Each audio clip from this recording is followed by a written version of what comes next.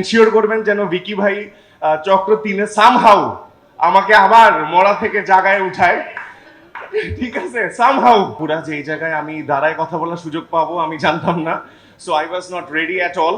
So যা বলতেছি naturally বলতেছি। অবশ্যই ভিকিজাত ভাইকে অসংখ্য ধন্যবাদ।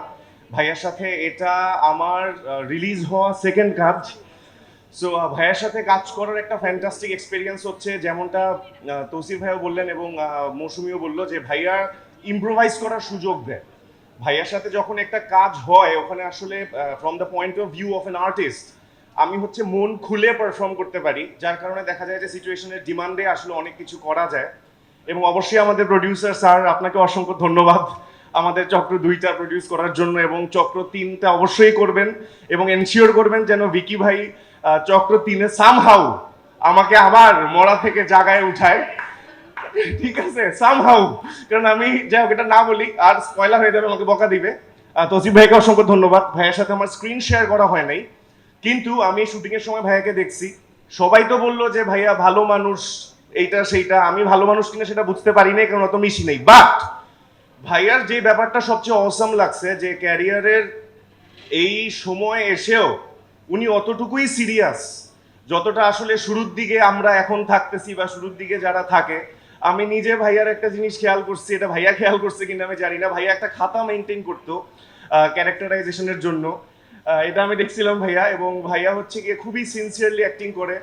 বাঁধন আপু তো কি বলবো, মানে আপু এখন আর কিছু বলা যাচ্ছে না, বাট আমার খুব পছন্দের একজন মানুষ, আমার সুইট হার্ট। আমি আপুর সাথে বনলতা এক্সপ্রেসও কাজ করছি।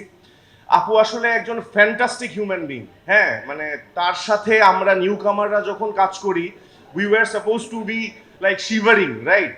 বাট ওনার সাথে ওই কাপাকাপি করা লাগে না, আপু খুব ফ্রেন্ডলি বানায় দেয়। মৌসুমি মৌ আমার সবচেয়ে ক্লোজ আর্টিস্ট এই ওয়েব সিরিজে, যেখানে আমাদের প্রেম থাকে। তো প্রেমটা আসলে কোন দিকে গেছে এটা আপনারা দেখতে পারবেন। মেঘলা, শাহেদ আলী সুজন ভাই, Marcia, everyone they just nailed their performance on the board. So হ্যাঁ, আমি এম ভেরি থ্যাঙ্কফুল যে এটাতে আমি অপরচুনিটি পাইছি। আর জাস্ট একটা ছোট্ট জিনিস শেয়ার করি, এটা আমি ফার্স্ট টাইম আজকে ক্যামেরার সামনে বলতেছি এবং আমার ফ্যামিলিও এটা জানে না।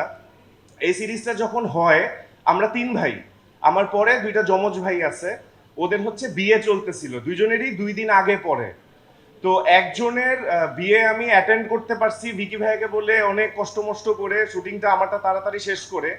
এখন আরেকজনের বিয়ে যেদিন ছিল, তার ইমিডিয়েট পরের দিন হচ্ছে গিয়ে আমার খুব ইন্টেন্স কিছু সিন আছে, যেখানে আমাকে আসলে খুবই সাইকোলজিক্যালি একটা জায়গা থেকে পারফর্ম করা লাগতো।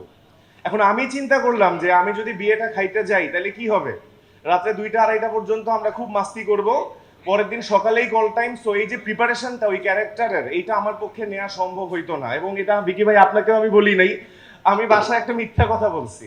আমি বাসায় বলছি যে আমার ওই দিনই শুটিং, ঠিক আছে, যেন আমি আসলে রাতভর একটু প্রিপারেশন নিতে পারি, কারণ পরের দিন একটা খুবই মানে মেন্টালি একটা জায়গা থেকে অ্যাক্টিং করতে হইতো, যেটা আসলে খুশি মনে করা যাইতো না। তো এই ভিডিওটা যখন আমার বাসায় যাবে, আমার ছোট ভাইরা খুবই আমার উপর রাগ হবে, বাট যখন সিরিজটা ওরা দেখবে তখন খুশি হবে যে ভাইয়া বোধহয় এই জন্য বিয়েতে আসেনি। So once again thank you everyone for being over here, এবং আমাদের কাজটা অবশ্যই দেখবেন, এবং অবশ্যই আম জনতার কাছে, দর্শকের কাছে যেন কাজটা পৌঁছায় যায় খুবই পজিটিভলি, সেটা এনশিওর করবেন। এবং আমরা চেষ্টা করব আমাদের টিমের থেকে যেন আরো ভালো কাজ আমরা সামনে গিফট দিতে পারি। সো হ্যাঁ, থ্যাংক ইউ সো মাচ।